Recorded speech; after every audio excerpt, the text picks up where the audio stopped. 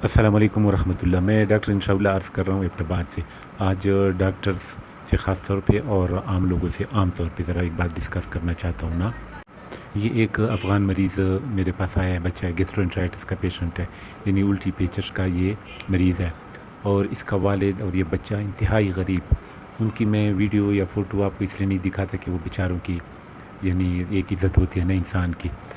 तो ये पहले गए हैं 3 तारीख़ को ये हॉस्पिटल में गए, वहाँ की किसी डॉक्टर साहब ने इनके लिए ये सेफ्सपान लिखा है जिसमें सिफेक्साइम होता है, और इसके अलावा इसके लिए इन्होंने जिंक को लिखा है जिसमें जिंक होता है।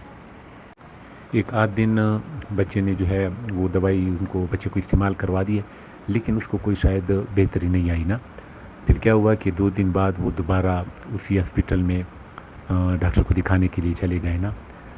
जब वो दोबारा उसी हॉस्पिटल में दूसरे डॉक्टर को दिखाने के लिए गए, उन्होंने दोबारा इसके लिए वही सेफ्सपैन लिख दिया और जिंको की जगह जिंकोल लिख दिया। यानी सेफ्सपैन में वही सिफेक्साइम है, जिंकोल में भी जिंक ही है ना। यानी वो दवाइयाँ इसके लिए लिख दी हैं जो उसके पास पहले से मौजूद थी। अब ये है कि या तो स्टोर वाले ने बीच में कोई वो दिखाया, जब वो स्टोर के पास गए ना तो उन्होंने शायद दोनों पर्चियाँ देख ली होंगी और वो ये सोच रहा होगा कि इसके पास तो सिफ्सपान मौजूद है, अगर मैं दोबारा सिफ्सपान दूंगा तो क्या होगा कि ये शायद न ले, वो कहेगा कि ये तो मेरे पास मौजूद है ना।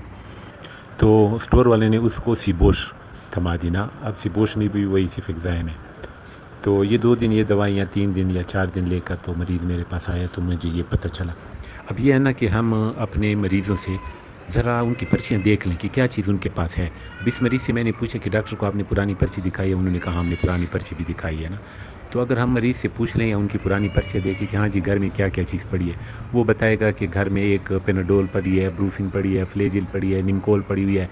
अब अगर हम ये चीज़ें उनको कह दें कि यार वो देते रहो, एक दवाई मैं एक्स्ट्रा साथ में लिख देता हूँ, ये भी साथ में दो, तो मरीज़ के पता है उसकी जो है 400-500 रुपये तो हम इस तरह उनके बचा लेंगे ना।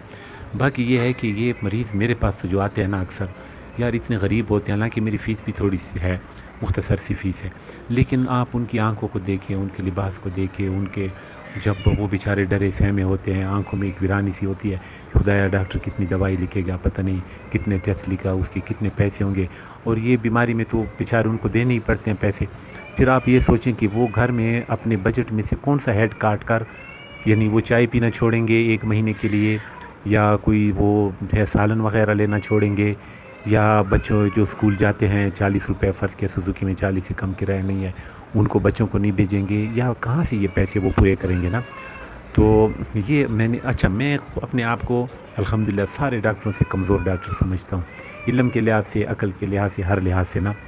लेकिन अब यह है कि डॉक्टर साहबान जो है ना कहीं मेरी बात माइंड ना कर लें कि यार ये तो अपनी बिरादरी के ख़िलाफ़ ऐसी, मैं ख़िलाफ़ में नहीं कर रहा हूँ, क्योंकि मेरी उम्र ज़्यादा है ना।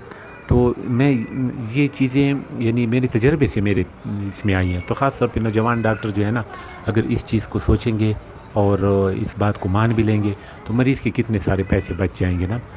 तो ये मैंने अर्ज़ करना था। तो ये है कि कोई खफा भी ना हो जाए, और मरीज़ को भी चाहिए कि डॉक्टर के पास जाए, उनके अपनी दवाइयाँ साथ लेके जाएं या लिख कर जाएं कि भाई ये घर में ये हमारे पास सिफेक्साइम भी पड़ी है, फ्लेजिल भी पड़ी है, निमकोल भी पड़ी है, और ये इतने दिनों से दे रहे हैं।